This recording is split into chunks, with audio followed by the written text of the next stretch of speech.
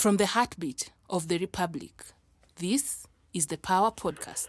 Be powerful. Bringing you independent voices, expert opinion, driving change. Hello and welcome everyone to the PAWA pod of the Mjue Kiongozi Wako podcast series, episode 6. Today we are honored to have Tasline Otieno, a young lady from PAWA, Homa Bay County, who's going to be our guest today. So the PAWA podcast is an advocacy platform where we seek to provide civic educations to the citizens of Kenya, in light of the fact that we, in about 50 days, we'll go to the elections, and this podcast is a platform from where we get to hear from the candidates, the MCA candidates that we are hosting in this series, and we hope to provide a platform. A platform where the aspirants will share the manifestos. We'll also talk a little bit about the role of the citizens in the elections. And through that, we hope that by the time we go to the elections, the citizens have an opportunity to have heard and vetted the candidates who will have hosted in this series.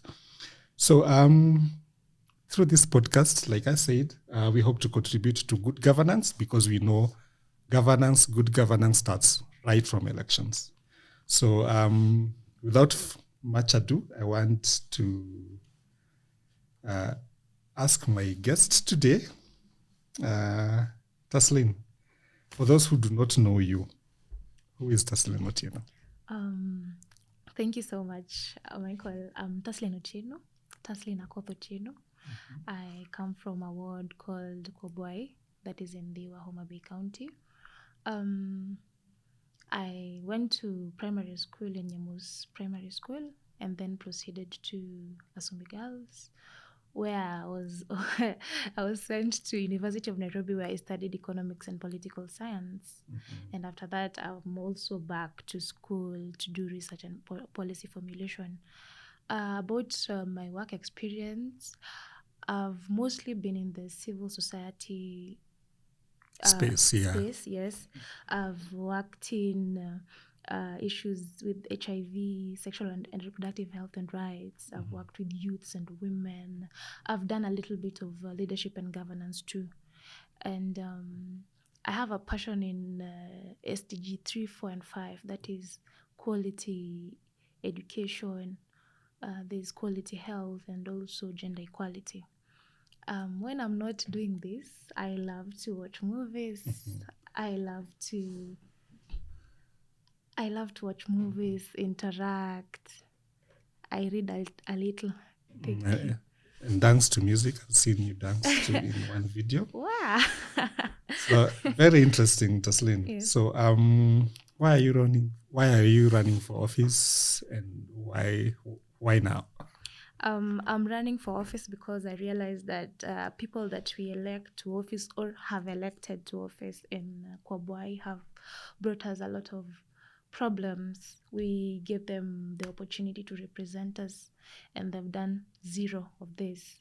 So I have provided myself to provide alternative leadership that is value-based, and I believe that if Kobwai people elect me, then they will be better placed in terms of development, in terms of happiness, because I feel like we are one of the people that have contributed to the sadness of the country, because they say that Kenya is one of the saddest countries in Africa. Thank you. Okay, so quite a high premium you place on yourself already. You are supposed to provide happiness. Yeah. That's a new one. That's a new one on this show, but yeah. I believe alternative leadership is also what we need in this country if we are to solve our problems. So now, I know you've been watching the news of late and also reading the media outlets, and the biggest talk has been about the issues of integrity of those seeking public office. If you've been looking at the report from the EACC, and of late, the issue regarding the certification of some of the qualifications, educational qualifications that some of our leaders have presented. And all this has been, was captured in Chapter 6 of our Constitution on Leadership and Integrity, which sought to, require certain standards, values and standards of those seeking public office. So in light of what has been happening, what are your views on especially the current crop of leadership that we have? And how do you think, as a nation, how do we bring Chapter 6 to how do we bring it to, to be acting, as in how do we make it live, both as citizens and also in your position as a leader? I feel like the government or the system has a lot of loopholes that have given some leaders a leeway to even giving us these fake certificates. Beginning from Chapter 6, that you should be providing good conduct, you should be providing EACC certification, you should be providing this. You find that someone has this EACC certification, yet they still have cases where they've even been sentenced to fines, to prison, but they're still getting this. So it begs the question that where do we draw the line as a government and as a people? Because also as the government has provided this space where we can just do what we want, we are also taking advantage of this, because we find that someone has run and bought a certificate somewhere, and it's just not the leaders. We even have people that are not in the political space that have these fake certificates, and there are so many, it would shock you. Yes.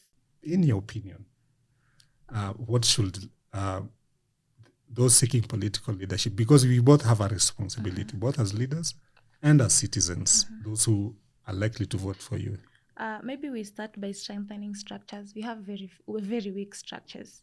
And I think that is where we find the loopholes, where if you don't have a certificate from Kenya, then you can run and buy one from an outside university, and it becomes hard to verify, because if it was maybe in local universities, then you'll need a stamp that shows that really you were in this school during from this time to this time.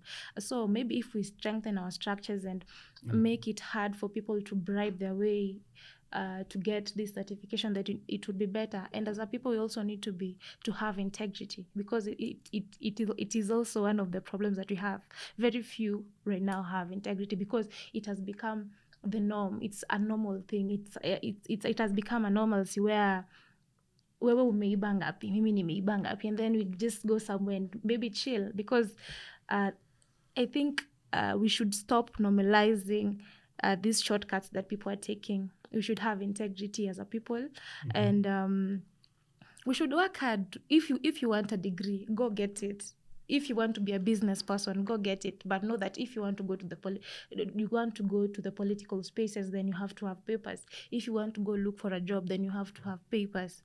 So if you want this, you should go to school. If you want to be in business, then don't go to school. But don't find ways of now cheating your way inside. And okay. On behalf of the people of Kabwai, let me play devil's advocate and ask, are you yourself compliant? I'm very compliant. 100%. So you have no problem with people probing the schools you attended? 100%. Whether your finances are all clean? You're okay with that? I'm very okay. I actually looked for these things myself. I was not even sending anyone. So yes, if they want to probe me, they can go ahead and do it. Okay. It's good to hear leaders being open and saying that they are compliant and they're willing to subject themselves to the dictates of the law. That's really nice to hear, and I believe that is the alternative leadership that we all seek to have. Okay, moving forward, how would you describe your leadership philosophy? My leadership philosophy is do I put it? It's transformational. Uh-huh. I'm a transformational kind of person. I believe Okay. that if you find this pen here and it should not be there, then you Uh-huh. can't move it to where it's supposed to be. If I find that Kobwai has these problems, if I find that this school has this problem, then it is upon me and the people of Kobwai to change it to a better Kobwai. Yes.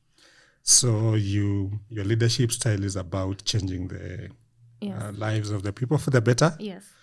And that's really nice. So who just to pick a little bit about the transformational leadership, because I believe your philosophy is also somewhat shaped by the place you come from. So is that what you feel is lacking in Kabwai, where Yes, I there's feel- not been transformation? Yes, there's zero transformation. Okay, and we'll get to that in the next session. So let me just still on your leadership philosophy and style. Who inspires you as a leader, especially in the field that you've now chosen to embark on? One of the women that I read about a lot is Harriet Tubman. She was an abolitionist and fought during the Civil War. She rescued a lot of slaves from their bosses or from their owners and brought them to freedom. What I love about her is that she faced death so many times, but it did not stop her. Same as I am now facing a lot of challenges because I'm the daughter of Kawai. I'm not married, So I really look up to her. And right now, of course, I look up to Martha Karua. Okay. She has defied all odds to be where she is. This is a woman that has fought. She's an activist, and at some point, people are telling her that she killed her political career because she went the HRD way, where she was now fighting for rights and everything. But she has rose above all that, and look at where she's going to be. And hopefully, in the next 2 months, she'll be our next vice president. Okay. Yeah. Interesting. Just curious, there's no role model amongst the male. Let me play the boy child advocate here. Yeah, there are many, but now. But those two stand out for you. It's okay. Yes. It's okay. Okay. All right. Moving forward, I know a lot of Kenyans are not privy to certain information contained in our Constitution and the Elections Act. And as a candidate, I'm sure you've faced a lot of challenges campaigning because a lot of people do not even understand the role of the MCA in this country. So you being somebody who's been in this space for quite some years, what are some of the roles of the member of county assembly? A member of county assembly has 3 major roles. That is representation, legislation, and oversight.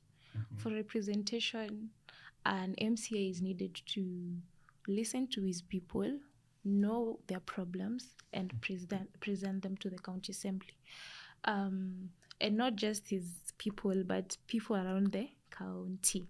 Yes, and for oversight, the MCA has been mandated or given the responsibility to know if other leaders are working with what has been given to them. For example, if there has been an allocation to maybe build roads, it is upon that MCA to go and look, is this the road that you are told to build? Has it been built to standards? If not, why? Now that is now where oversight comes from. When we are talking about dispensaries, are the dispensary well equipped in terms of maybe equipment, in terms of medication, in terms of staff?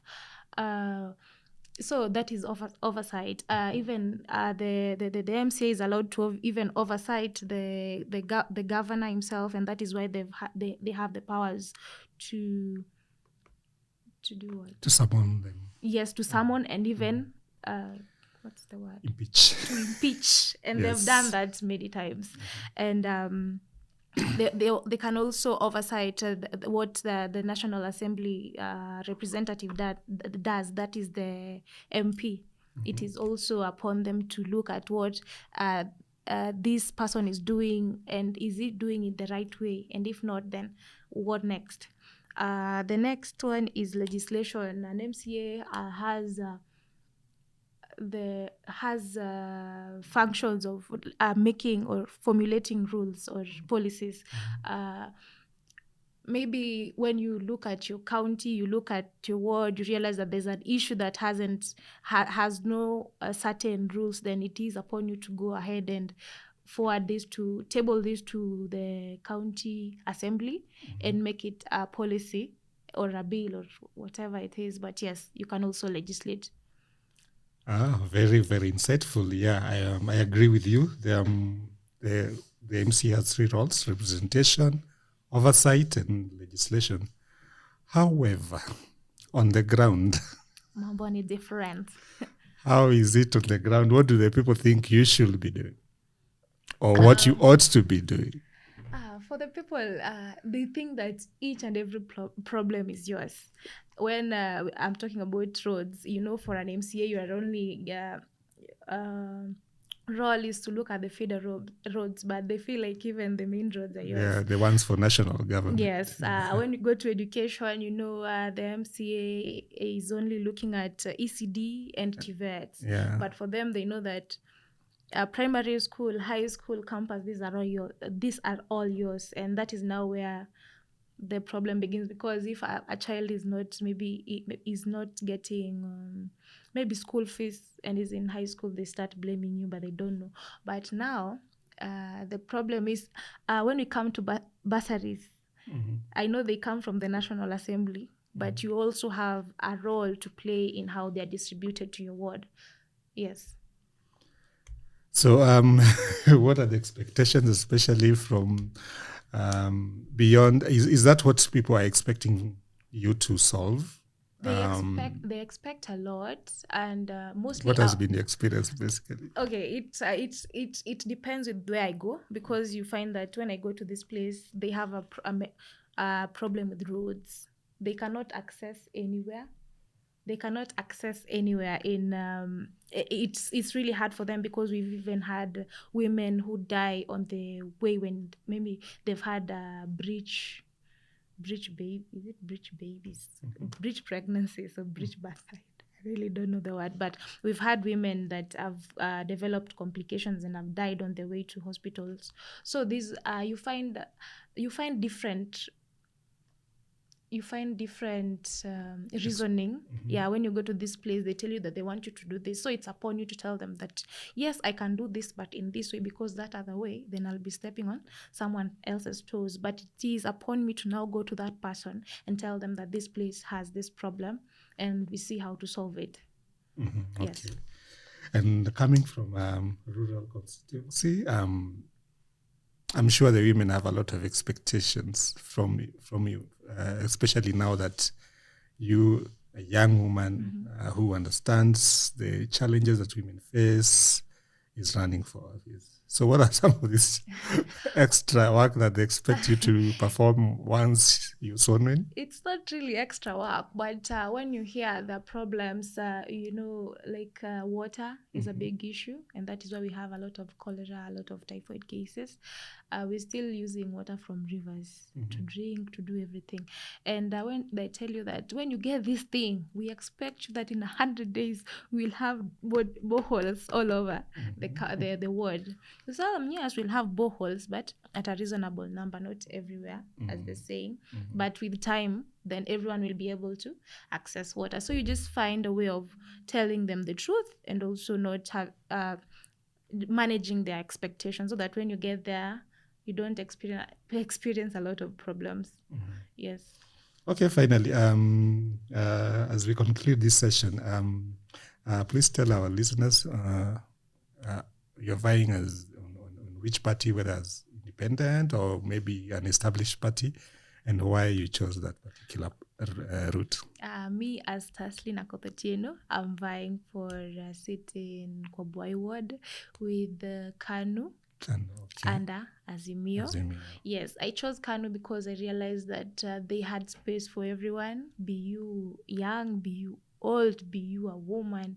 They have a space for everyone, even how their structures look like. It's not about who knows, it's accommodative to everyone. And I felt even their gender makeup, they include women, they include PWDs and other minorities, they include the youth. So I felt like it was a home for me. And when I joined, for real, they really gave me that opportunity to be myself and show them what I had. Okay. Yes. Interesting. So, ladies and gentlemen, with that, we come to the end of the first session of episode 6, Mjue Kiongozi Wako, where we are featuring Tasline Otieno. Please don't go too far. We'll be back in a short while. See you in a few. From the heartbeat of the Republic, this is the PAWA Podcast. Be powerful.